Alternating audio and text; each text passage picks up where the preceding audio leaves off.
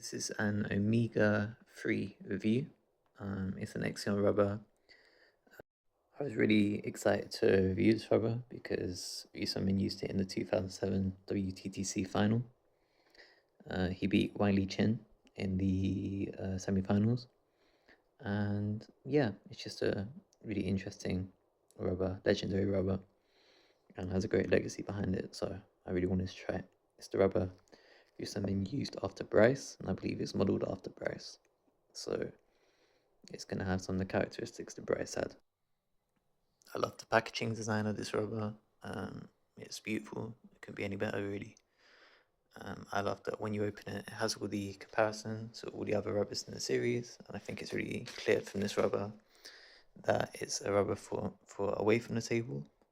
It's an aggressive rubber, but also it doesn't have so much control as some of the other rubbers in the series. So I think that's sort of what it's made for, looping away from the table, as you'd see Ryu Seung Min doing his classic power drive style.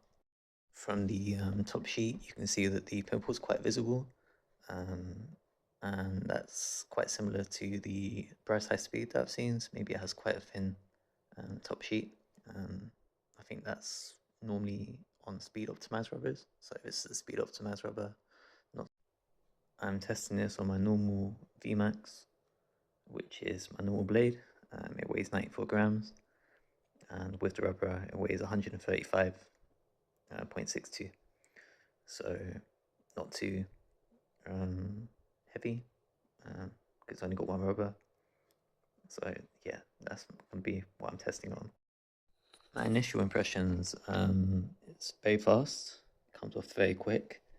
It has quite a nice sensation when hitting. It's soft in the hand, good sensation.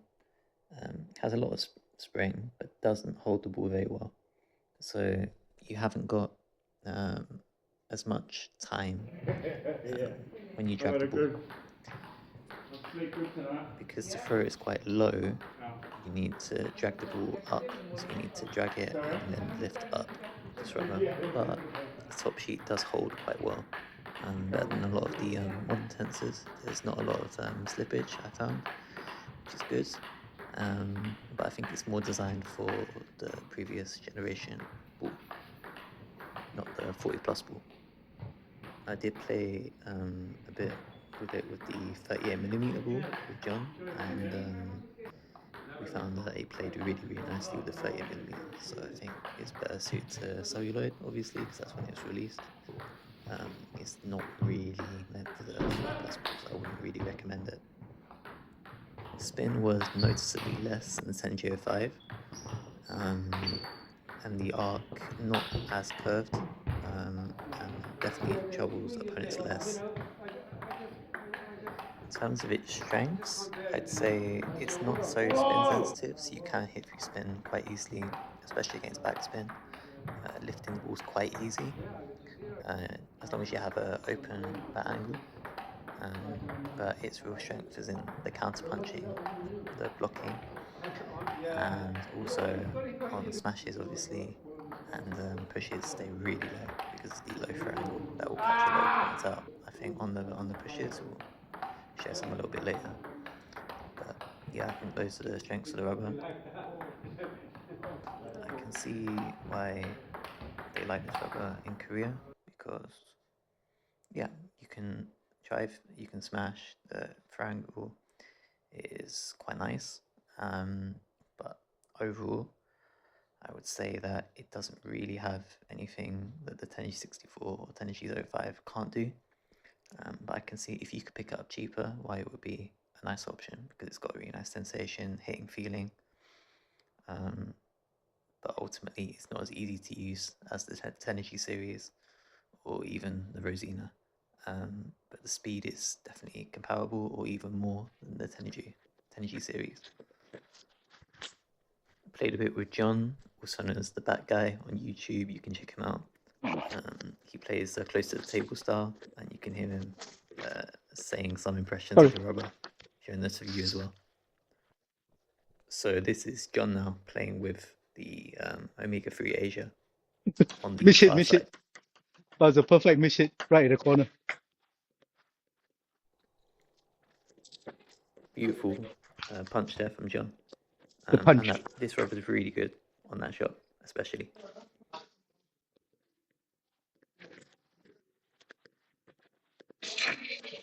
Oh no. Let's see how much I need to control my blocking.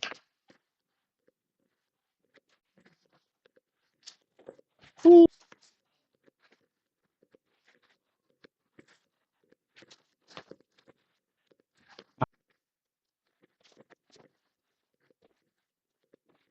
Counter hit.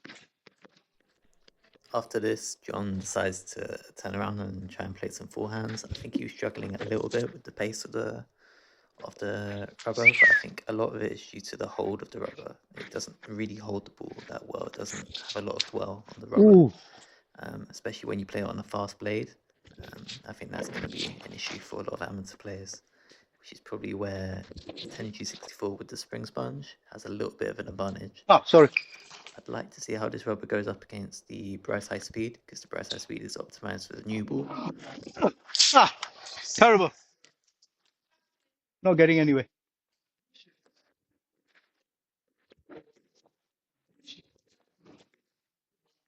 You can see away from the table, John's really enjoying this rubber away from the table. I think it's quite a nice rubber to play from this distance he's playing now, as you can see.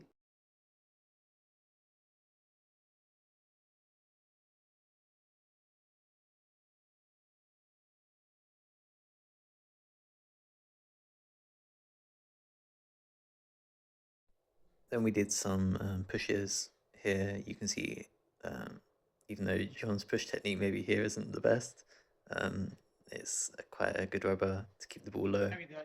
A lot of control on the pushes because not much spin sensitivity. And then after, John does some flicks as well, which is more his trademark. So you get to see that.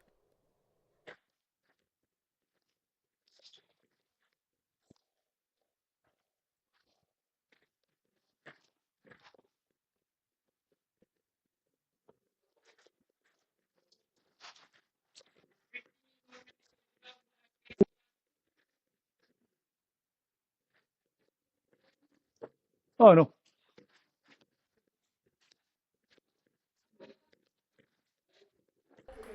Here's some match play. I played terribly. And here it is.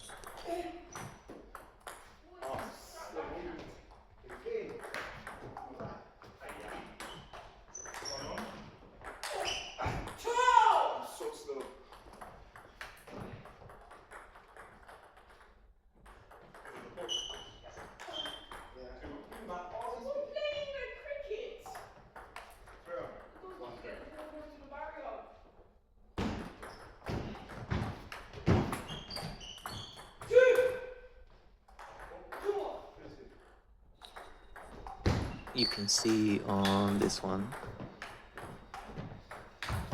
the rubber is quite unforgiving. It really wants to go like into the net if you don't brush it up like that.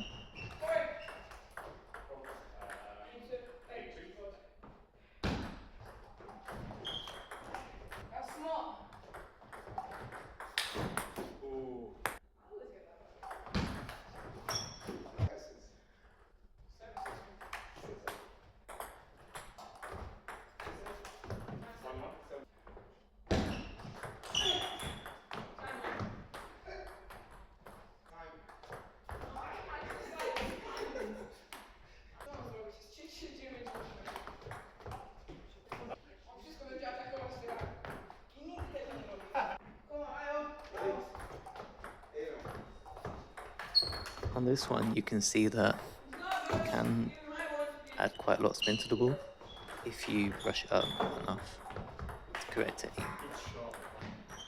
It flies quite straight, but you can add spin onto it as well.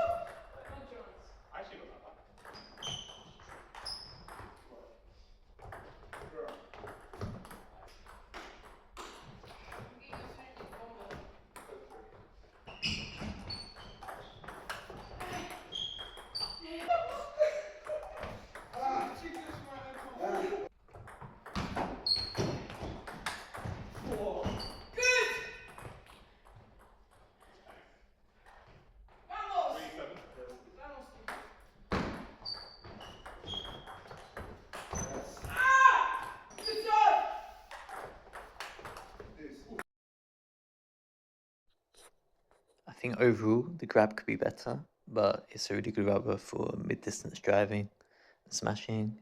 It's really good on the pushes and shuttle. Unfortunately, there is disadvantage on spin, especially on the serve. Your technique has to be quite upwards, but the top sheet's good. It does grab the ball. I think if you want these characteristics, 10G64 or Bryce High Speed would probably be better. But it's just a privilege to experience the same rubber that Ryu Seung Min used in 2007, and he developed it. And I think a Korean uncle would definitely beat you with this rubber. So yeah, it's not a bad rubber at all.